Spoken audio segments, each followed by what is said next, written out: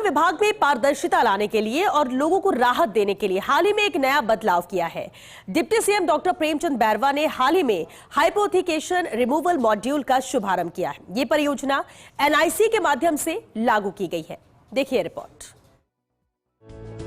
Bank की hypothecation को लेकर परिवहन विभाग में अक्सर गड़बड़ी की शिकायतें आती रही हैं। ऐसी शिकायतों को रोकने के लिए ही परिवहन सचिव शुचि त्यागी की पहल के बाद नई व्यवस्था शुरू की गई है। जब कोई व्यक्ति बैंक से लोन लेकर वाहन खरीदता है तो उस वाहन पर बैंक की हाइपोथिकेशन दर्ज की जाती है।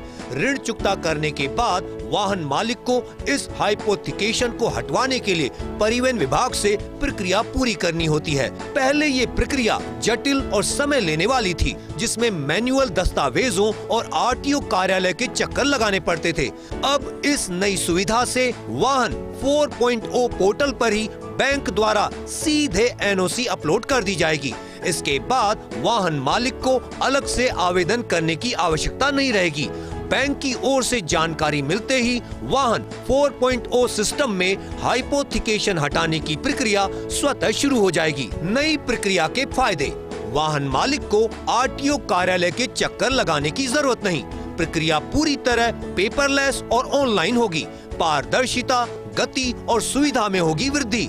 वाहन मालिक को अलग से नहीं करना होगा आवेदन।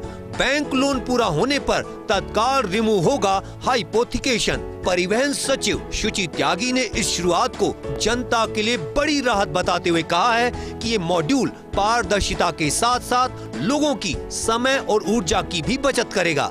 उन्होंने विभाग के अधिकारियों की प्रशंसा करते हुए इसे ई गवर्नेंस की दिशा में एक बड़ी उपलब्धि बताया। परिवहन एवं सड़क सुरक्षा विभाग की ये पहल राजस्थान में डिजिटल शासन और नागरिक सुविधा को सशक्त करने की दिशा में मील का पत्थर साबित होगी।